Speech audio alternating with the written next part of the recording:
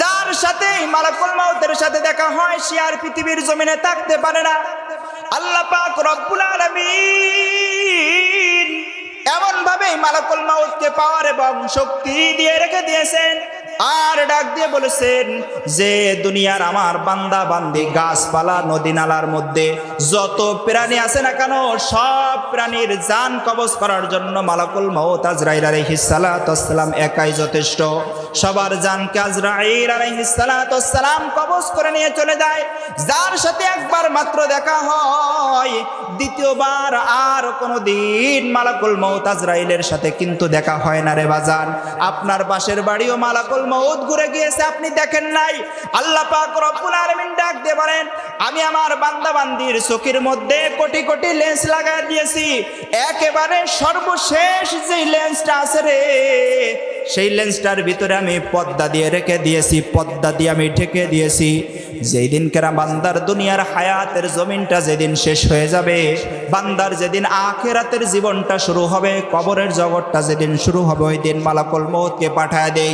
মালাকুল মউতের ভয়ঙ্কর দৃশ্য দেখে দেখে, মালাকুল মউতের ভয়ঙ্কর দৃশ্য দেখার পর মালাকুল মউতের পা তাকে হলো জমিনে আর মাথা তাকে হলো আসমানে। এত বড় আকৃতির মানুষ দেখার পরে মানুষের বলেন তো দিকে আর হুঁশ থাকে নাকি? আল্লাহ পাক রব্বুল আলামিন বলে, ও আমার বান্দা, ও আমার বান্দি, মালাকুল মউত তোমার সামনে যখন দাঁড়ায় যায়, তোমার চোখের মধ্যে যেই কোটি কোটি লেন্স আছে, সমস্ত লেন্সগুলো ডিসেবল হয়ে যায়, নষ্ট হয়ে যায়। আর যেই লেন্সটার ভিতরে আমি পর্দা লাগায় রেখেছি, ঢেকে রেখে দিয়েছি, ওই লেন্সটার মাধ্যমে দুনিয়ার কোনো রং তামাশা, দুনিয়ার কোনো খেল তামাশা, বিবি সন্তান, মা বাবা, বিবি বাল বাচ্চা কিছু দেখা যায় না। ওই লেন্সটার মাধ্যমে শুধুমাত্র ফেরেশতা দেখা যায়, শুধুমাত্র জান্নাত দেখা যায়, শুধুমাত্র জাহান্নাম দেখা যায়। মালাকুল মউত আজরাইলকে ওই লেন্সের মাধ্যমে দেখা যায়। আল্লাহর হাবিব সাল্লাল্লাহু আলাইহি ওয়াসাল্লাম বলেন, আল কাইয়িসু মান দানা নাফসাহু ওয়া আমিলা লিমা বাদাল মাউত। আল্লাহর হাবিব সাল্লাল্লাহু আলাইহি ওয়াসাল্লাম বলেন, ও আমার উম্মত উম্মতি, ভালো করে শুনে নাও, তোমরা যে আল ঠেলে খেতে পারে তাকে বড় চালাক মনে করো। যে ব্যক্তি সমাজের মধ্যে বড় ঘুষখোর তাকে তোমরা চালাক মনে করো। যে ব্যক্তি সমাজের মধ্যে নেতৃত্ব দেয় তাকে তোমরা বড় চালাক মনে করো। না না না, যাকে তোমরা বড় চালাক মনে করতেছো সে বড় চালাক নয়। কারণ কি? কারণটা কি? আমাদের বাহ্যিক দৃষ্টিতে দেখা যায় হলো সে বড় চালাক, সে কাগজ বোঝে, খাতা কলম বোঝে, সব কিছু বোঝে, বাহ্যিক দৃষ্টিতে দেখতে বড় চালাক।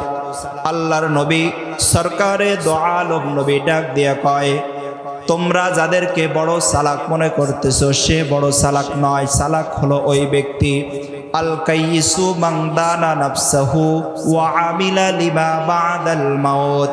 সে সব সময়ের জন্য নিজের সময়ের হিসাব করে। যেই ব্যক্তি সব সময়ের জন্য নিজের সময়ের হিসাব করে এবং পরপরের জন্য কিছু গুছায়, সেই ব্যক্তিরাই হলো বড় চালাক। আর যেই ব্যক্তি আল টেনে খেতে পারে সে চালাক নয়। যার কাছে পরপারের হিসাব আছে, যার কাছে কবরের হিসাব আছে, সে বড় চালাক।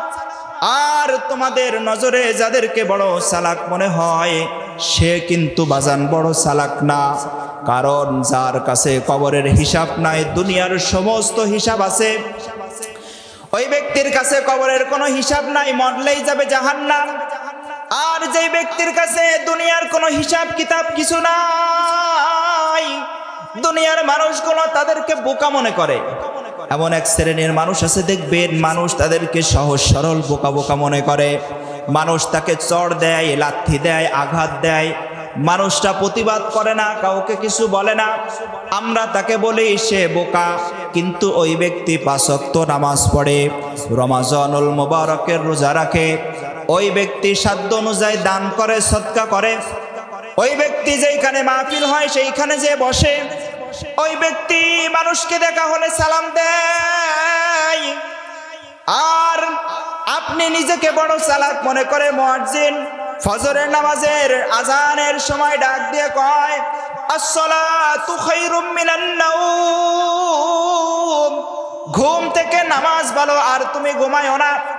আপনি চালাক মানুষ, কম্বলটাকে আরো সুন্দর করে টেনে মাথার উপরে দিয়ে ঢেকে দেন আর বলেন হুজুর যতই তুমি আজানের শব্দ শোনাও না কেন, মুয়াজ্জিন যতই তুমি আজানের শব্দ শোনাও না কেন, আমি বড় চালাক, আমি কম্বলের ভিতরে পেঁচায়া কোলবালিশের মতন পেঁচায়া শুয়ে থাকবো তোমার আজানের ডাকে।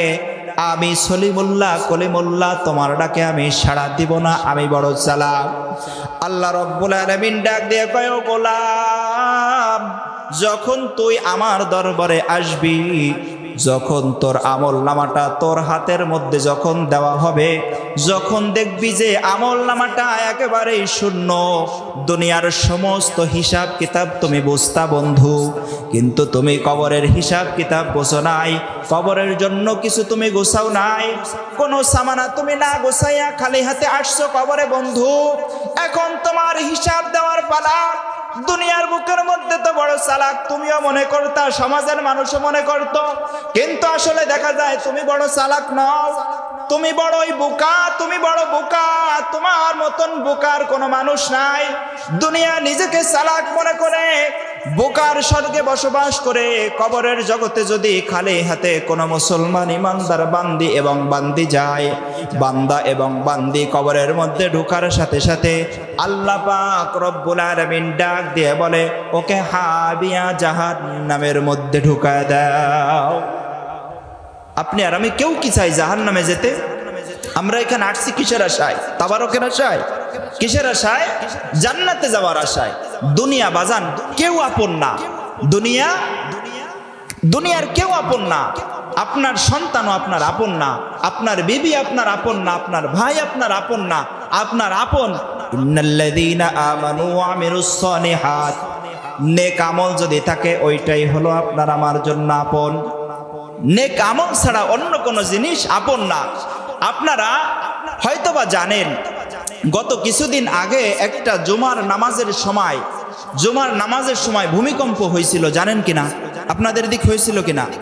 আমি তখন মেম্বারের উপরেই বসা, যখন ভূমিকম্পটায় কয়েকটা লাড়া দিল, আমার মসজিদ মাদ্রাসা 3 তলা বিশিষ্ট, আমি এবং আমার মুসল্লিরা দৌড় দিল কিছু, আমিও ভয়ে কম্পিত হয়ে গেলাম। কারণ কি 2-3 তলা যদি ভেঙে পড়ে তো অস্তিত্বই তো খুঁজে পাওয়া যাবে না। আমার চোখ থেকে পানি বের হয়ে গেল। নামাজ শেষ করে কিছুক্ষণ পরে মোবাইল চালিয়ে দেখতেছি, মোবাইলের ভিতরে এরকমের ভূমিকম্প লড়চড় যখন শুরু হয়েছে, এক বাবা তার সন্তানকে নিয়ে মার্কেটের ভিতরে ছিল, এক বাবা তার সন্তানকে নিয়ে মার্কেটের ভিতরে ছিল, মার্কেট করতেছে। যখন লড়াচড়া শুরু হয়ে গেছে, বাবা যে কোন ফাঁকে দৌড় দিছে বাবার নিজেরও খেয়াল নাই। ওনার দুধের ছোট্ট বাচ্চাটা দাঁড়িয়ে আছে, সেও তো বুঝতে পারতেছে না কেন দৌড়চ্ছে, জমিন ঝালঝালা করতেছে, নড়াচড়া করতেছে, বাবা সন্তানের খেয়াল নাই, বাবা দোকান থেকে নিজে বাঁচার জন্য নিজে দৌড়ে বেরিয়ে চলে গেছে। তখন আমার ওই কোরআন শরীফের সূরাতুল আবাসার 34, 35, 36 নাম্বার আয়াত আমার মনে পড়ে গেল। ইয়াউমা ইয়াফিরুল মারউ মিন আখি ওয়া উম্মিহি ওয়া আবি ওয়া সাহিবাতিহি ওয়া বানি। এমন একটা সময় আসবে, যেই সময় তোমার ভাই বন্ধু আত্মীয় স্বজন কেউ তোমার পরিচয় দিবে না, তোমার স্ত্রী সন্তান তোমার পরিচয় দিবে না। এমন একটা দিন আসবে রে বাজান, যেই সময়টা আপনি আপনার স্ত্রীর হাতটা ধরে বলবেন যে ও আমার প্রাণের বিবি গো, দুনিয়ার বুকের মধ্যে তো রাত্র যদি 11টা 12টা যদি বাইজে যাইতো, আমার যদি ঘরে ঢুকতে দেরি হইতো, তুমি আমাকে বারবার ফোন দিয়া তুমি ডিস্টার্ব করতা, আর তুমি ডাক দিয়ে বলতা প্রাণের স্বামী তুমি কোথায় আসো, আর বাহিরে থাকা যাবে না, ঘরের মধ্যে আমার ভয় লাগতেছে। আপনি কিয়ামতের ময়দানে মুসিবতের দিনে সেই প্রাণের বিবির হাত ধরে বলবেন ও বিবি, আমি তো বিপদের সম্মুখীন হয়ে পড়ে গেছি, আমার এখন তাকা দেখো জাহান্নাম আমার জন্য অবধারিত হয়ে গিয়েছে, তুমি আমাকে কিছু একটা নেকি দাও, তুমি আমাকে কিছু নেকি দিয়ে দিয়ে তুমি আমাকে জাহান্নামের আগুন থেকে বাঁচানোর চেষ্টা করো, তুমি আমাকে জাহান্নামের আগুন থেকে বাঁচানোর জন্য চেষ্টা করো। আপনার প্রাণের বিবি তখন ডাক দিয়ে বলবে, দুনিয়ার বুকের মধ্যে আমার বিবাহ হয়েছিল কথাটা সত্য, কিন্তু তোমার সাথে যে আমার বিবাহ হয়েছে এটা আমি মানি না। আমার স্বামী ছিল দুনিয়ায় সত্য, কিন্তু তুমি যে আমার স্বামী এটা আমি মানি না। বিবি আপনার পরিচয় দিবে না। ও মুসলমান, বিবি তো অনেক দূরের কথা। আপনার সন্তানের যদি সামান্য পরিমাণে একটু সর্দি জ্বর হয়, আপনি বাবা হিসেবে মা হিসেবে পাগল পারানি হয়ে যান।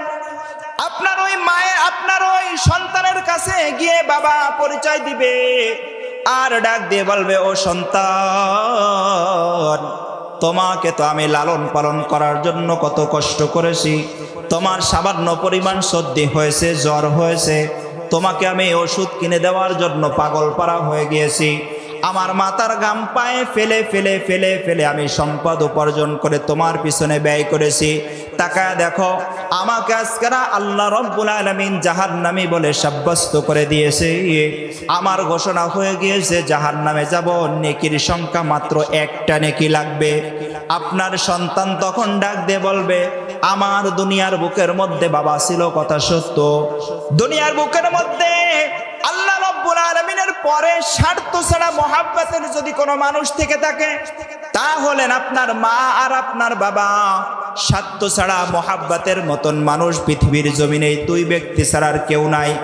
আপনার স্বার্থে আঘাত লাগবে, দেখবেন আপনার বেবি আপনার ঘর সংসার ফেলে রেখে আর এক বেটার সামনে ভেগে যাবে। ঠিক না ঠিক? আমার কথা কি বুঝতেছেন না? কষ্ট হচ্ছে? আপনার দুনিয়ার বুকের মধ্যে যখন স্বার্থ আঘাত লাগবে, বিবিও আপনার আপন না। ও মুসলমান, পৃথিবীর জমিনের মধ্যে এখন দেখবেন অনেক ঘটনা সহজ হয়ে গিয়েছে আমাদের জন্য মোবাইল ইন্টারনেটের মাধ্যমে। আপনারা টেলিভিশনের সংবাদের মাধ্যমে অনেক খবর শোনেন যে সন্তানের হাতে পিতা খুন হয়েছে, শোনেন কি শোনেন না? সন্তানের হাতে মা খুন হয়েছে, শোনেন কি শোনেন না? বর্তমান এমন এক জামানায় আমরা বসবাস করতেছি যেই জান এবং মালের কোনো নিরাপত্তা নাই। সন্তান বাবাকে বলতেছে টাকা দাও, দেব না তো দা এনে কল্লা ফেলা দিচ্ছে। কেমন জানি মগের মুল্লুক হয়ে গেছে। কেন? এই কোরআনকে না মানার কারণে, কোরআন হাদিস না থাকার কারণে। কোরআন হাদিস আছে আমরা মানি না, আমরা আলোচনা শুনে এই কান্দে ভাড়া দেই, মানি না। সন্তান যেভাবে চালানোর দরকার চালাই না, বিবি যেভাবে চালানোর দরকার চালাই না। এজন্য সমাজের ভিতরে এই রকমের ফিতনা ফাসাদ ঢুকে আছে। সম্মানিত হাজিরিন, যেই কথাটা বলতেছিলাম, স্বার্থ ছাড়া পৃথিবীর জমিনের মধ্যে মহাব্বতের হলো মা আর বাবা, এই দুই ব্যক্তি ছাড়া আর অন্য কোনো ব্যক্তি নয়। কিয়ামতের ময়দানে সেই মা বাবার কাছে যে আপনি বলবেন, ও মা, তুমি তো আমাকে দুনিয়ার বুকের মধ্যে সেই নবজাতক বাচ্চা থাকা অবস্থায় তুমি তো আমাকে এমন ভাবে লালন পালন করেছো, সামান্য পরিমাণ কষ্ট তুমি সহ্য করতে দাও নাই। ও মা, তাকা দেখো, আমি এমন অপকর্ম করেছি, জাহান্নামী বলে সাব্যস্ত হয়ে গিয়েছি। এখন আমার মাত্র দু একটা নেকির প্রয়োজন। এই দু একটা নেকি যদি আমার হয়, তাহলে আল্লাহ আমাকে মাফ করে জান্নাতবাসী করে দিবে। ও মা, তুমি আমাকে একটা নেকি দাও। ও বাবা, তুমি আমাকে একটা নেকি দাও। দুনিয়ার বুকের মধ্যে তো তুমি আমাকে স্বার্থ ছাড়া মহাব্বত করতা, তুমি আমাকে এমন ভালোবাসা দিতা গো, যেই ভালোবাসা কোন মানুষ আমার উপরে হাত উঁচু করার শক্তি ছিল না, আমার উপরে গালি দেওয়ার কোনো শক্তি ছিল না। ও মা, ও বাবা, তোমরা তো আমাকে দুনিয়ার বুকের মধ্যে এত কষ্ট করে লালন পালন করেছো, আগলায় রেখেছো। আজকে দেখো তোমার সেই কলিজার টুকরো সন্তান জাহান্নামের আগুনের মধ্যে পড়তেছে। ও মা, একটু সাহায্য করো, সহযোগিতা করো রে। আজকে তোমার সন্তান জাহান্নামে চলে যাক, তুমি কি এটা চাও? বাবারে, তোমার সন্তান জাহান্নামের আগুনে পড়ুক, তুমি কি এইটা চাও? ও বাবা, একটা নেকি দাও। ওই বাবা তখন ডাক দিয়া বলবে, তুমি আমার প্রাণের সন্তান হতে পারো, কিন্তু দুনিয়ার বুকের মধ্যে আমার সন্তান ছিল আব্দুর রহিম, আব্দুল করিম, আব্দুল সালাম, আব্দুল জব্বার, কিন্তু তুমি যে আমার সন্তান, এটা আমার বিশ্বাস হইতেছে না, কারণ এইটা এমন একটা জামানা, এমন একটা জগৎ, সবাই ইয়া নফসি ইয়া নফসি বলতেছে, নবীরা পর্যন্ত ইয়া নফসি ইয়া নফসি বলে বলে চিৎকার করতেছে। সেইখানে কোথায় আপনার আর আমার মতন কলিমুল্লাহর সলিমুল্লাহ, আপনার কে আর আমাকে কে দেখবে রে বাজান? ও বাজান, যে আওয়ামী লীগের পিছনে ঘোরেন, যারা বিএনপির পিছনে ঘোরেন, জামাতের পিছনে ঘোরেন, যে যে দল করেন, আমার কোনো আপত্তি নাই, কোনো বাধাও নাই। পায়ে হাত রেখে বলবো রে বাজান, কিয়ামতের ময়দানে নেক আমল ছাড়া কোনো দলের হিসাব চাইবে না। আপনার কাছে নেক আমলগুলোই কিন্তু চাইবে। পদ্মার অন্তরের মা বোনের আমার, নেক আমলগুলোই কিন্তু চাইবে, অন্য কোনো তার হিসাব, সব কিছুর হিসাব দেওয়া লাগবে। কিন্তু হিসাবটা একমাত্র হিসাব হবে যার আমল ভালো সে জান্নাত, যার আমল ভালো না সে চলে যাবে হলো জাহান্নামে। দুনিয়ার বুকের উপরে জীবিত থাকা অবস্থায় সামান্য একটু ভূমিকম্পর কারণে যদি সন্তানের কথা পিতায় ভুলে দৌড়ায় নিজের বাঁচা নিজে বাঁচতে চায়, আর কিয়ামতের ময়দানে যেখানে আল্লাহ পাক রব্বুল আলামিন স্বয়ং বলে দিতেছেন যে এইখানে কেউ কারোর পরিচয় দিবে না, কেউ কারো কথা শুনবে না, কেউ কারো একটা নেকি দিবে না, কোনো উপকারে আসবে না।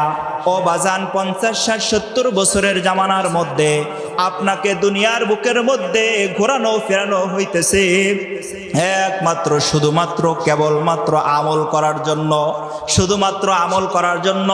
আপনি আমল করবেন, সঠিক আমল করতে গেলে আপনার উপার্জন করতে হবে, উপার্জনটা আপনার হালাল হতে হবে রে। আপনার আমল করতে গেলে সুস্থতা থাকতে হবে, সুস্থতা থাকার জন্য রোগ ব্যাধি হলে ডাক্তার কবিরাজ দেখাতে হবে রে। আপনার ওয়াজ মাহফিল শুনতে হইলে এখানে আঞ্জাম দিতে হলে টাকা পয়সা ব্যয় করতে হবে, টাকা পয়সার মালিক হওয়া লাগবে। আল্লাহ পাক রব্বুল আলামিন ডাক দিয়া কয়, ও আমার বান্দা এবং বান্দিরা, যে উপার্জন করো না কেন উপার্জনটা জানি হালাল হয়। হারাম পন্থায় উপার্জন তুমি করো না, হারাম পন্থায় অন্যের জমিন তুমি আলঠেলে তুমি খায়ো না, হালাল হারাম পন্থায় অন্যের মাল আত্মসাৎ তুমি করো না, অন্যের টাকা বোলায়া বালায়া নিজের পকেটের মধ্যে ঢুকানোর চেষ্টা তুমি করো না। ও চরসোনাকুরের মুসলমান, আপনাদের অনেকের তো বাবা দুনিয়ার থেকে চলে গিয়েছে, অনেকের তো দাদা দুনিয়ার থেকে চলে গিয়েছে, অনেকের আপন জোড়ের ভাই দুনিয়া থেকে বিদায় নিয়ে চলে গিয়েছে, অনেকের মা দুনিয়া থেকে বিদায় নিয়ে চলে গিয়েছে। ও বাবা, অনেকের দাড়ি মোবারক পেকে পেকে সাদা হয়ে গিয়েছে, অনেকের চুল মোবারক পেকে পেকে সাদা হয়ে গিয়েছে। আগে 2.5 মণে একটা বস্তা মাথায় নিতে পারতেন, এখন 2.5 কেজিও হাতের উপরে নিয়ে হেঁটে বাড়ি পর্যন্ত যাওয়ার ক্ষমতা নাই। আল্লাহ পাক রব্বুল আলামিন মাজার বলগুলোকে আস্তে আস্তে করে কেড়ে নিয়ে যাইতেছে। আমার বাজান পদ্মার অন্তরের মা, আপনার পায়ে হাত রেখে আমি বলতেছি, কিভাবে বললে আপনি বুঝবেন আমি জানি না। আপনি বোঝার চেষ্টা করেন, অন্ধকার কবরে কোনো সাথী নাই, কোনো বাতি নাই, ওইখানে কারো পরিচয় কেউ দিবে না, একা একাই থাকতে হবে, একা একাই কবরের জমানায় থাকতে হবে, কবরের জিন্দেগিটা একা একাই পার করতে হবে। আপনাদের এই চরসোনাকুরের ভিতর থেকে যত বড়ই ধনী মানুষ মারা গেছে, কোন ধনী মানুষের কবরের মধ্যে কি বিছানা চাদর বিছায়া দিছে দেখছেন? যত বড় ধনী মানুষ হোক না কেন, কবরের মধ্যে কি কারো বিছানার চাদর বিছাইছে? তার অনেক টাকা ছিল, পয়সা ছিল, এই জন্য ওনাকে ঢাকা থেকে অত্যন্ত দামি কাপড় এনে তারপরে কাপড়ের কাপড় বানাইছে। এমন নজির আছে নাকি? এমন মানুষ আছে হয়তো সৌদি আরব হজ করতে যে ওইখান থেকে কাপড়ের কাপড় কিনে নিয়ে আসে, তার থেকে তো আর বেশি কিছু করতে পারে না। তাও তো আপনি পুরুষ মানুষ, সম্পদ আছে, এই জন্য আপনার জন্য কোল বালিশ বা অন্য অন্য বালিশও তো দিবে না। ও মুসলমান, কবরের জগতের মধ্যে ঢুকতে হবে খালি হাত নিয়ে, একা একা, যার ডাইনেও মাটি, বামেও মাটি, নিচেও মাটি, উপরেও মাটি, চারিদিকেই মাটি। আপনার এই মাটির বিছানার উপরে শুইয়া একমাত্র সাথী হবে মুহাম্মাদুর রাসূলুল্লাহ, একমাত্র সাথী হবে আপনার আমার নবী সরকারে দো আলম নবী। এই জন্য নবীর সুন্নাত তরিকায় জীবনটাকে চালানো, ও মুসলমান, নবীজিকে বাদ দিয়া অন্য কিছু করার ধান্দা চেষ্টা কেউ যদি করেন, পারবেন না সফল হইতে। দুনিয়ার বুকের মধ্যে কেউ বেঁচে থাকতে পারে নাই, পারবেও না। যাকে না বানাইলে আল্লাহ পাক রব্বুল আলামিন আসমান বানাইতো না, জমিন বানাইতো না। যাকে না বানাইলে আল্লাহ পাক এত সুন্দর প্যান্ডেল, লাইট, মাইক কিছুই বানাইতো না। যাকে না বানাইলে আল্লাহ পাক এইখান থেকে কোনো তরুলতা গজাইতো না। তিনি হলেন আপনার আমার নবী, দয়ার নবী, মায়ার নবী, মুহাম্মদুর রাসূলুল্লাহ, সরকারে দো আলম নবী। বলেন তো দেখি, সেই নবী এখনো কি দুনিয়ার উপরে জিন্দা না মুর্দা? নবীজি সাল্লাল্লাহু আলাইহি ওয়াসাল্লাম যাকে না বানাইলে কিছুই বানাইতো না। নবীজি দুনিয়ার উপরে জিন্দা নয়, কিন্তু তিনি জিন্দা নবী, হায়াতুন নবী, রওজা শরীফের মধ্যে জিন্দা। আল্লাহ রাব্বুল আলামিন এত কিছু যার মাধ্যমে বানাইছেন, তাকেও তো দুনিয়ায় চিরজীবন থাকতে দেয় নাই। এই জন্য বাজান পায়ে হাত রেখে বলে, তাফালিং করে কোনো লাভ নাই, বড় মেয়াগিরি দেখা কোনো লাভ নাই। কবরের জগতের মধ্যে ঢুকতে হবে একা একা, একা একা ঢুকতে হবে।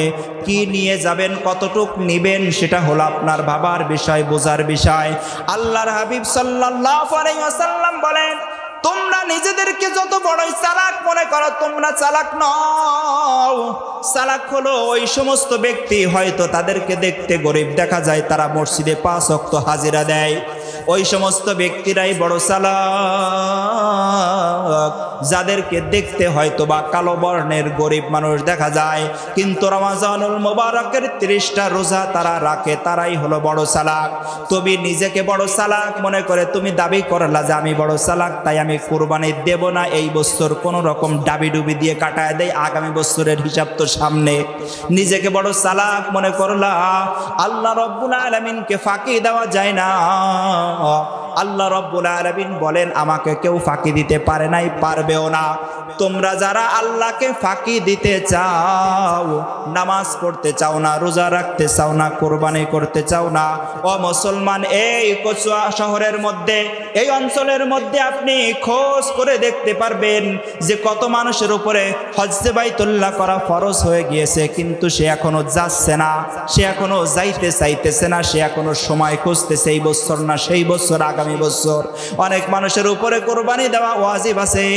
আপনারা বলবেন, দেখবেন তারা বলবে যে না না, অনেক সমস্যা আছে, এইটা সেটা নানান, তা আপনাকে বুঝ দিবে। ও মুসলমান, আপনাকে বুঝ দেওয়া সম্ভব, আমাকেও বুঝ দেওয়া সম্ভব, কিন্তু আল্লাহ রাব্বুল আলামিনকে তো বুঝ দেওয়া সম্ভব না। আল্লাহকে কেউ ফাঁকি দিতে পারবে? বলে, আল্লাহকে ফাঁকি দিয়ে কেউ জিততে পারছে আর পারবে? আল্লাহ রাব্বুল আলামিন বলে, আমি আমার কোনো বান্দা, কোনো বান্দিকে চুল পরিমাণ পর্যন্ত আমি ঠকাই না। আল্লাহ রাব্বুল আলামিন, আপনার আমার অনেক সওয়াব পাওয়া থাকতে পারে যে আল্লাহ অমুক অনেক কিছু দেশে সে নামাজ পড়ে না, রোজা থাকে না, তা আমারটা কই? তা আল্লাহ বলে ঠকাই না। আল্লাহ রাব্বুল আলামিন ডাক দিয়ে বলেন, ইন্নাল্লাহা লা ইয়াযলিমু মিসকালা যাররা, আমি যাররা পরিমাণ কোন মানুষকে আমি ঠকাই না, যাররা পরিমাণ কারো উপরে বেইনসাফ করি না। যাদেরকে আল্লাহ পাক রব্বুল আলামিন দুনিয়া দেয় নাই, তাদের জন্য আল্লাহ পাক রব্বুল আলামিন আখিরাত অবধারিত করে রেখে দিয়েছেন, আখিরাতে অবধারিত করে রেখে দিয়েছেন। আপনি কষ্ট ক্লাস করে করে দুনিয়ার জমিনটা একটু পার হয়ে যান রে বাজান। এই মাহফিল দেওয়াটা ওই সময় পর্যন্ত সফল হবে যদি আপনি আজকের মাহফিল শোনার পরে নামাজি হয়ে যান। এই মাহফিলটা ওই সময় পর্যন্ত সফল হবে আপনি যদি মাহফিলের পর থেকেই যদি মিথ্যা কথা ছেড়ে দেন। আপনি যদি হিসাব করেন কবরের জগতের মধ্যে তো আমার ঢুকতে হবে, একা একাই তো ঢুকতে হবে, আমি কি নিয়ে যাব আল্লাহর দরবারে, কি জবাব দিব? আল্লাহ যদি আমাকে মিথ্যাবাদীর সমস্ত গুনাহগুলো যদি তুলে ধরে রে, আল্লাহ পাক কিয়ামতের ময়দানে মাহশরে লক্ষ কোটি মানুষের সামনে যদি আমার আকাম কোকামগুলো যদি তুলে ধরে রে, দুনিয়ার মানুষ তো আমাকে অনেক চালাক মনে করতো, কিয়ামতের ময়দানে লক্ষ লক্ষ কোটি কোটি মানুষের সামনে যদি আল্লাহ আমাকে বোকা বানিয়ে দেয়, তাহলে আমার আর কি উপায় হবে? আমাকে আর কে দেখবে, কে বাঁচাবে? নবীর তরিকা অনুযায়ী জীবনটাকে পরিচালনা করেন রে বাজান, পায়ে হাত রেখে বলে। আল্লাহর আদেশ যেখানে আছে সেটাকে আপনি মেনে চলেন, পায়ে হাত রেখে বলে। আল্লাহর নিষেধ যেখানে আছে সেটাকে আপনি মেনে চলেন রে বাজান, পায়ে হাত রেখে কথাগুলোকে বইলা যায়। কারণ নিঃশ্বাসের কোনো বিশ্বাস নাই, দুনিয়া থেকে বিদায় নিয়ে চলে যেতেই হবে। আল্লাহর হাবিব সাল্লাল্লাহু আলাইহি ওয়াসাল্লাম একদিন তার জামাতা হযরত আলী রাদিয়াল্লাহু তাআলা আনহুকে ডাক দিলেন, আর ডাক দিয়ে বললেন, হে আলী,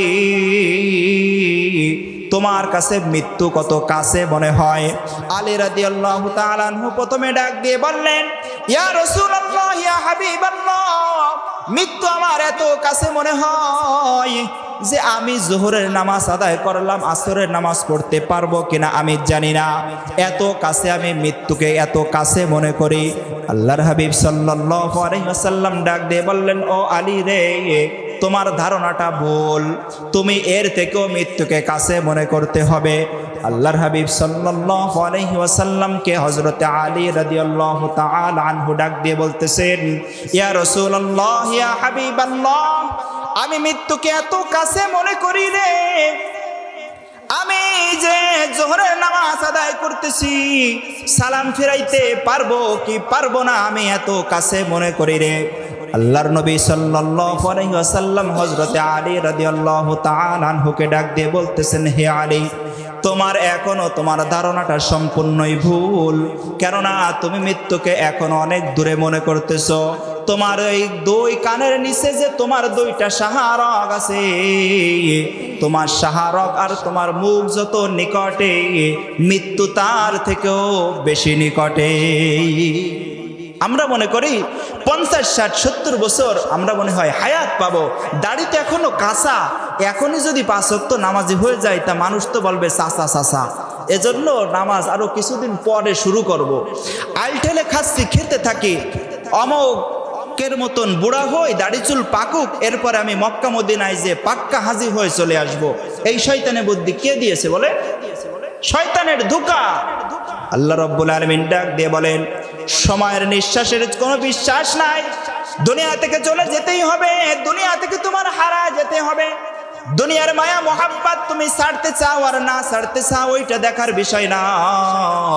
মালাকুল মউত আজরাইল যখন তোমার ঘরের দরজার সামনে যখন চলে যাবে, তোমার প্রাণ পাখিটা আনার জন্য যখন তোমার বুকের মধ্যে যখন হাত দিবে, তখন তোমার দুনিয়ার সমস্ত মায়া মোহাব্বত সব কিছু তোমার ছেড়ে দিতে হবে, মায়া মোহাব্বত ভুলে যেতে হবে। দুনিয়ার বুক থেকে তোমার হারায়া যেতে হবে রে। দুনিয়া থেকে যখন হারায়া অন্ধকার কবরের ভিতরে ডুববা রে, তখন দেখবা সব কিছু তোমার জন্য ওপেন হয়ে গিয়েছে। মানুষ যখন ঘুমায় তখন কিন্তু স্বপ্ন দেখে, স্বপ্ন দেখার পরে সকালবেলায় বিবির কাছে বর্ণনা দেয় যে, ও বিবি, আজকের রাত্রেবেলায় স্বপ্নে দেখলাম অমক জায়গা থেকে অমক জায়গায় গেছি, তমক জায়গা থেকে তমক জায়গা গেছি। অনেক কিছু স্বপ্নের ভিতরে দেখে ফেলায় কি ফেলায় না? স্বপ্নে তো আর বাহ্যিক চক্ষু থেকে দেখা যায় না, স্বপ্ন দেখতে হয় হলো অন্তরের চক্ষু দিয়া। আল্লাহ পাক রব্বুল আলামিন যেদিন কেরা আপনার এই বাহ্যিক চক্ষুর শক্তিটা যেদিন কেরা চিনে নিয়ে যাবেন, সেই দিন থেকেই আল্লাহ পাক আপনার অন্তরের চক্ষুর জ্যোতিটাকে বাড়া দিবেন। আপনি দুই চক্ষুটা বন্ধ অবস্থায় শুয়ে থাকবেন, কিন্তু দুনিয়ার উপরে যা কিছু আপনার সাথে ঘটতেছে সব কিছুই আপনি দেখতে পারবেন রে, সব কিছুই আপনি বুঝতে পারবেন, কিন্তু বলার কোনো ক্ষমতা নাই। কিতাবের মধ্যে লেখা হয়, দুনিয়ার বুকের ভিতর থেকে যেই মানুষগুলা চক্ষু দিয়া সব কিছুই দেখে না কেন, এই চোখের ভিতরে আল্লাহ পাক রব্বুল আলামিন কোটি কোটি কোটি কোটি লেন্স লাগিয়ে দিয়েছেন। এই লেন্সের মাধ্যমে সে দুনিয়ার লাল দেখে, সাদা দেখে, গাছ দেখে, মানুষ দেখে, পশু দেখে, পাখি দেখে, সব কিছু দেখে। কিন্তু তার দুই কান্দে যে দুইজন সম্মানিত লেখক ফেরেশতা আছে, কিরামান কাতিবিনা ইয়ালামুনা মা তাফআলুন, বলেন তো দেখি, আপনার জন্মের পর থেকে নিয়ে যেই দুইজন ফেরেশতা আপনার আমার কান্দে বর করতেছে, এই দুইজন ফেরেশতার সাথে আজ পর্যন্ত আমাদের সাথে সাক্ষাৎ হয়েছে কিনা? দেখছেন, আমাদের দুই কান্দে দুইজন সম্মানিত লেখক ফেরেশতা আছে।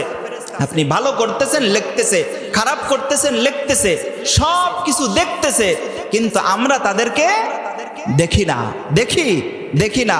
মালাকুল মউত আপনার বাড়ির দরজার সামনেতে কতবার গেছে আর আসছে, কোনোদিন কি দেখছেন মালাকুল মউত রে? দেখছেন কোনোদিন? আপনার বাড়ির পাশের বাড়ি মালাকুল মউত এসে ঘুরে চলে গেছে, আপনার সাথে দেখা হয় নাই। মালাকুল মউতের সাথে জীবনে যার একবার দেখা হয় ওই প্রথম, আবার ওই শেষ। জীবনে একবার মাত্র দেখা হয়, যার সাথে মালাকুল মউতের সাথে দেখা হয় সে আর পৃথিবীর জমিনে থাকতে পারে না।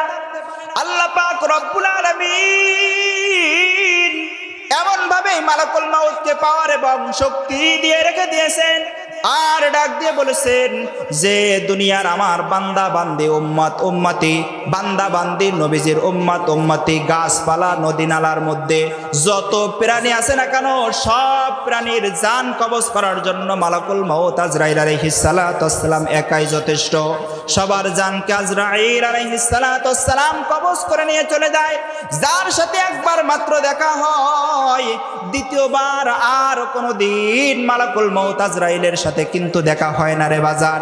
আপনার পাশের বাড়িও মালাকুল মউত ঘুরে গিয়েছে, আপনি দেখেন নাই।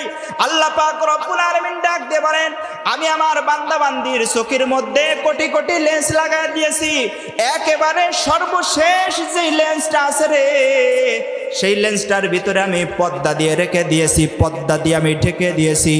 যেই দিন কেরা বান্দার দুনিয়ার হায়াতের জমিনটা যেদিন শেষ হয়ে যাবে, বান্দার যেদিন আখিরাতের জীবনটা শুরু হবে, কবরের জগৎটা যেদিন শুরু হবে, ওই দিন মালাকুল মউতকে পাঠায় দেই। মালাকুল মউতের ভয়ঙ্কর দৃশ্য দেখে দেখে, মালাকুল মউতের ভয়ঙ্কর দৃশ্য দেখার পর মালাকুল মউতের পা তাকে হলো জমিনে আর মাথা তাকে হলো আসমানে। এত বড় আকৃতির মানুষ দেখার পরে মানুষের বলেন তো দেখে আর হুঁশ থাকে নাকি? আল্লাহ পাক রব্বুল আলামিন বলে, ও আমার বান্দা, ও আমার বান্দি, মালাকুল মউত তোমার সামনে যখন দাঁড়ায় যায়, তোমার চোখের মধ্যে যেই কোটি কোটি লেন্স আছে সমস্ত লেন্সগুলো ডিসেবল হয়ে যায়, নষ্ট হয়ে যায়। আর যেই লেন্সটার ভিতরে আমি পর্দা লাগায় রেখেছি, ঢেকে রেখে দিয়েছি, ওই লেন্সটার মাধ্যমে দুনিয়ার কোনো রং তামাশা, দুনিয়ার কোনো খেল তামাশা, বিবি সন্তান, মা বাবা, বিবি বাল বাচ্চা কিছু দেখা যায় না। ওই লেন্সটার মাধ্যমে শুধুমাত্র ফেরেশতা দেখা যায়, শুধুমাত্র জান্নাত দেখা যায়, শুধুমাত্র জাহান্নাম দেখা যায়। আর ওই জান্নাত ওই লেন্সের মাধ্যমে দেখা যায়, মালাকুল মউত আজরাইলকে ওই লেন্সের মাধ্যমে দেখা যায়। তো আমি যেই জিনিসটা বোঝানোর চাইতেছি সেটা হলো, এখানে আমরা আসছি, ছিলাম না, আসছি আবার থাকবো না। আমরা এখানে দুনিয়ার জমিনে ছিলাম না, আল্লাহ পাক কিছুদিনের জন্য পাঠিয়েছেন, আবার আমরা থাকবো না। যেই কথাটা বুঝাইতেছিলাম সেটা হলো, আল্লাহ রব্বুল আলামিন চোখের মাধ্যমে একটা লেন্স লাগানো আছে, যে লেন্সের মাধ্যমে দুনিয়ার কিছু দেখা যায় না, শুধু কাদের দেখা যায়? ফেরেশতা দেখা যায়। তো আপনার আমার চোখের মধ্যেও কিন্তু সেই ফেরেশতা দেখার জন্য আল্লাহ পাক রব্বুল আলামিন লেন্সটাকে ওপেন করে দিবেন। সেই দিনকারা যেই দিন দেখবেন মালাকুল মউত আপনার ঘরের দরবারের সামনে, ঘরের দরজার সামনে হাজির হয়ে গিয়েছে, ওই দিন কেরাও বাজান পায়ে হাত রেখে বলতেছি, কথাটা দিলের কানটা লাগায় শোনেন। আপনাকে এখন যদি ভালো কাজে ডাকা হয়, আপনি বলেন অনেক কাজ আছে, আমি মসজিদে, বারবার মসজিদে আপনাকে ডাকা হয় আজানের মাধ্যমে, আপনি মুয়াজ্জিনকে ফিরায় দেন, আল্লাহকে বোঝানোর চান যে আল্লাহ গরুর ঘাস কাটতে হবে, আমার সংসারের কাজ করতে হবে, দান পান কাটতে হবে, নামাজ তো পরেও পড়া যাবে। আল্লাহকে আপনি অনেক আপনি বুঝায় দিচ্ছেন। আল্লাহর কসম করে বলি, যেদিন মালাকুল মউত ঘরের দরজার সামনে হাজির হবে, ওই দিন কেরাও কিন্তু আপনার ঠিক আপনার অনেক কাজ থাকবে, ওই দিন কেরাও আপনার গরুর ঘাস কাটা থাকবে, ওই দিন কেরাও আপনার বাড়ি কেউ না কেউ অসুস্থ থাকবে, ওই দিন কেউ আপনার কোনো না কোনো কাজ করতে হবে রে। কিন্তু মালাকুল মউতকে যদি বলেন, আমার তো আর অল্প একটু কাজ বাকি আছে, 15 মিনিট সময় দাও, 20 মিনিট সময় দাও, বুঝে থাকলে বলুন, আজরাইল কি আপনাকে আর সময় দিবে? কাউকে সময় দিবে? মালাকুল মউত বলে 1 সেকেন্ড আগেও না, 1 সেকেন্ড পরেও না, জাস্ট সময় যখন ঘড়ির কাটায় কাটায় চলে আসবে, তখন তোমাকে আমি টান দিয়ে নিয়ে আসবো, তোমার চলে যেতে হবে ওই রবের দরবারে। কানের ভিতরে আল্লাহ পাক রব্বুল আলামিন অনেক লেন্স লাগানো আছে, যেই শব্দটা হচ্ছে ওয়াজ শুনতেছি, কানের ভিতরেও ছোট্ট ছোট্ট পাতলা পাতলা পর্দা লাগানো আছে রে। আল্লাহ পাক রব্বুল আলামিন বলে, যেই পর্দা তোমার কানের মধ্যে লাগানো আছে, এটার মধ্যেও কোটি কোটি কোটি কোটি পর্দা লাগানো আছে। যেদিনকে মালাকুল মউত তোমার ঘরের দরজার সামনে তুমি দাঁড়ায় যাবে, তোমার চোখের বাকি পর্দাগুলো যেমন ডিসেবল হয়ে যাবে, নষ্ট হয়ে যাবে, তোমার কানের অন্যান্য পর্দাগুলা বন্ধ হয়ে যাবে রে। তোমার কানের অন্যান্য পর্দাগুলা ডিসেবল হয়ে যাবে, নষ্ট হয়ে যাবে। তোমাকে ওই সময় মালাকুল মউত যখন তোমাকে নিয়ে যাওয়ার বাণী যখন তোমাকে শোনাবে, তুমি তখন মালাকুল মউতের কথা ছাড়া পৃথিবীর জমিনের অন্য কোনো মানুষের কথা তুমি শুনতে পাইবা না। পাশে তোমার সন্তানেরা বসে মা মা বলে কাঁদবে, তোমার সন্তানেরা তোমার পাশে বসে বাবা বাবা বাবা বাবা বলে কাঁদবে, কিন্তু তুমি তোমার কোনো সন্তানের বাবা ডাকে তুমি সাড়া দেবা না। তোমাকে মা মা বলে ডাকলেও কোনো মায়ের ডাকে, কোনো বাবার ডাকে, কোনো মৃত্যু সজ্জায় অবস্থিত বান্দা বান্দি কেউ আর সাড়া দেবে না।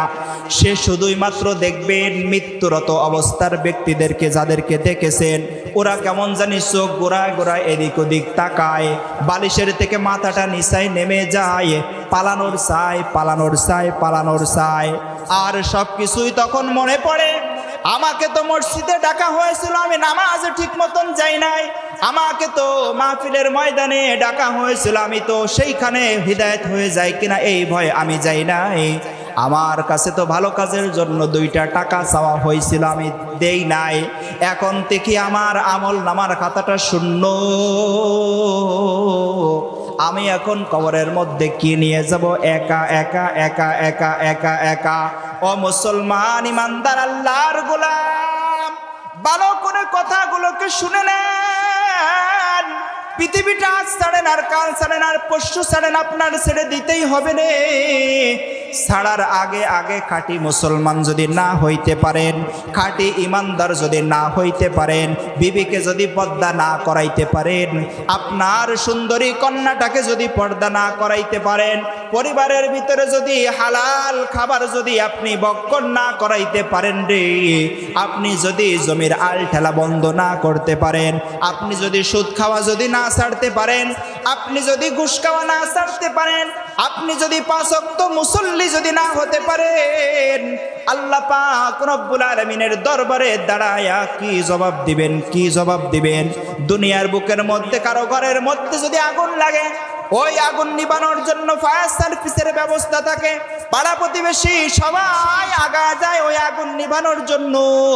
কিন্তু কবরের মধ্যে যদি কারো কবরে আগুন লেগে যায়, কারো কবরের মধ্যে যদি সাপ বিচ্ছু যদি ঢুকায় দেওয়া হয়, ও মুসলমান, কোনো আগুন দুনিয়ার সমস্ত পানিও যদি কবরের উপরে যদি ঢালা হয়, ওই কবরের আগুন নিভানো কিন্তু সম্ভব হয় না। সম্ভব হবে? কবরের কত কবরস্থান থেকে আপনি আর আমি হেঁটে যাই, কবরের ভিতরে যে আযাব হচ্ছে আপনি আর আমি জানি না, শুনতেও পারি না, বুঝতেও পারি না আমরা, ঠিক না? আপনার আমার কবরের ভিতর, আপনাকে আর আমাকেও যখন কবরে ঢোকানো হবে, পাশ থেকে অনেক মানুষ যাবে আসবে, কিন্তু কেউ একটু জিজ্ঞাসা করে দেখবে না, কবরওয়ালা তুমি কেমন আছো, তোমার সাথে আল্লাহ পাক কেমন ব্যবহার করতেছে, ফেরেশতারা তোমার সাথে কেমন সাজা শাস্তি অথবা আপ্যায়নের ব্যবস্থা করতেছে, কেউ কিন্তু জিজ্ঞাসা করবে না। ও মুসলমান, সব কিছুই তো করতেছেন সন্তান এবং বেবি বাল বাচ্চার জন্য, তারাও কিন্তু আপনার কথা মনে রাখবে না। আপনি যখন মারা যাবেন, জানাজা দিয়া কবরে ঢোকানোর পরে 3 দিন পরে, 5 দিন পরে, 1 সপ্তাহ পরে, 10 দিন পরে একটু মিলাদ শরীফ পড়া দিবে, এরপরে যে প্রত্যেক বছরে বছরে 1 বার 2 বার 3 বার আপনার খবর নিবে, মাত্র কবরের ঢুকানোর 1-2 বছর পরে আস্তে আস্তে করে আপনার নাম নিশানাগুলো পৃথিবীর জমিন থেকে মোছা শুরু হয়ে যাবে। আপনার সন্তানেরও কবর জিয়ারতের সময় থাকবে না, আপনার বিবিও আপনার কথা মনে রাখবে না, পাড়া প্রতিবেশী কেউ আর আপনার কথা মনে রাখবে না। কবরের ভিতর থেকে লম্বা লম্বা লম্বা দুগলো ঘাস জ্বালা যাবে, পরিষ্কার করার কেউ থাকবে না। আল্লাহ পাক রব্বুল আলামিন ডাক দিয়ে বলেন, ইন্নাল্লাযীনা আমানু ওয়া আমিলুস সলিহাত কানাত লাহুম জান্নাতুল ফিরদাউসি নুজুলা। ওই সমস্ত ব্যক্তিদের কোনো চিন্তাও নাই, কোনো ভয়ও নাই, যারা ইন্নাল্লাযীনা আমানু ওয়া আমিলুস সলিহাত করেছে, যারা নেক আমল করেছে, ভালো কাজ করেছে। আল্লাহর হাবিব বলেন, আল কাইয়িসু মান দানা নাফসাহু ওয়া আমিলা লিমা বাদাল মাউত। যারা নিজেদের হিসাবটাকে মিলাইছে, যারা পরপারের জন্য হিসাবটাকে মিলাইছে, পরপারে যারা কিছু পাঠিয়েছে, ওই সমস্ত বান্দা বান্দীদের জন্য কোনো টেনশন চিন্তা নাই। আর যাদেরকে পরপারের হিসাব ছাড়া গেছে তাদের দুঃখের কোনো শেষ নাই। আপনাদের অঞ্চলে মা বোন আছে কি আছে না? এই মা বোনরা বেপরদায় চলে কি চলে না? আম্মা জেরা 2-1 মিনিট ভালো করে এই কথাটা শুনে রাখেন। আপনার মাথার মধ্যে যতগুলা কেশ আছে, চুল আছে, এই চুল মুবারক গুলা যদি কোনো পর পুরুষে যদি দেখে ফেলে রে, পর পুরুষে যদি আপনার মাথার কেশগুলা যদি দেখে ফেলে, দুনিয়ার বুকের মধ্যে সামান্য কোনো পোকা যদি আপনার মাথার উপরে পড়ে, বলেন তো দেখি কোনো মহিলা সহ্য করতে পারে নাকি? মহিলারা দেখবেন সামান্য একটা তেলা পোকাকেও অনেক ভয় পায়। ভুল বললাম না ঠিক বললাম? দেখবেন কি তেলা পোকা হেঁটে গেছে, মহিলা লাফ দিয়ে 3 হাত দূরে যেয়ে পড়ছে। কিতাবের মধ্যে লেখা হয় কোনো মা বোনের কোনো চুল যদি কোনো বেগানা পরপুরুষ যদি দেখে, কিয়ামতের ময়দানে প্রত্যেকটা চুলে আল্লাহ পাক এক একটা করে সাপ বানায় দিবেন, আর ওই সাপে তাকে তার মুখে শরীরে দংশন করতে থাকবে। মাথার চুল আপনি ধরবেন, দেখবেন কি যে সাপে পরিণত হয়ে গেছে। আপনার সমস্ত শরীরগুলা নিজের মাথার চুল সাপ বানায় আল্লাহ পাক রব্বুল আলামিন দংশন করাইতে থাকবেন, সাপ বানায়া বানায়া দংশন করাইতে থাকবেন। আর ওই সময় যেই দিন আপনি তেলা পোকা দেখলে ভয় পাইতেন, আর ওই দিন কারা মাথার চুল সাপ বানায়া শরীরের সাথে জয়েন্ট দিয়া থাকবে। কেমনে ঠেকাইবেন, কেমনে ঠেকাইবেন? কে বাঁচাবে আপনার? আপনি স্বামী স্বামী করে চিল্লাইবেন, স্বামী আপনার ডাকে সাড়া দিবে না। আপনি সন্তান সন্তান বলে ডাক দিবেন, সন্তানেরা আপনার ডাকে সাড়া দিবে না। একমাত্র শুধুমাত্র কেবলমাত্র আল্লাহ রব্বুল আলামিনের দয়া যদি থাকে তো আল্লাহ ছাড়া কেউ বাঁচাবে না। এজন্য তো মা বোনদেরকেও তো জান্নাতে তারাও তো যেতে চায়, ঠিক না? জান্নাতে যাওয়া দরকার কিনা? আপনারও জান্নাত দরকার, আমারও জান্নাত দরকার, কিন্তু জান্নাতে যদি যেতে হয় জান্নাতের কাজ করা তো দরকার। আল্লাহ রব্বুল আলামিন আমাদের সকলকে তৌফিক দান করুক। আমরা সকলে বলি আমিন। আর কথা বলা যাবে না, হুজুর চলে আসছে। যতটুকু আলোচনা করলাম আল্লাহ আমাকে সহ আমাদের সকলকে আমল করার তৌফিক দান করুক। আমরা সকলে বলি আমিন সুম্মা আমিন। আখির দাওয়ানা আলহামদুলিল্লাহি রাব্বিল আলামিন। আসসালামু আলাইকুম ওয়া রাহমাতুল্লাহ। আপনারা আমার জন্য দোয়া করবেন, আমি আপনাদের জন্য খাস করে দোয়া করি।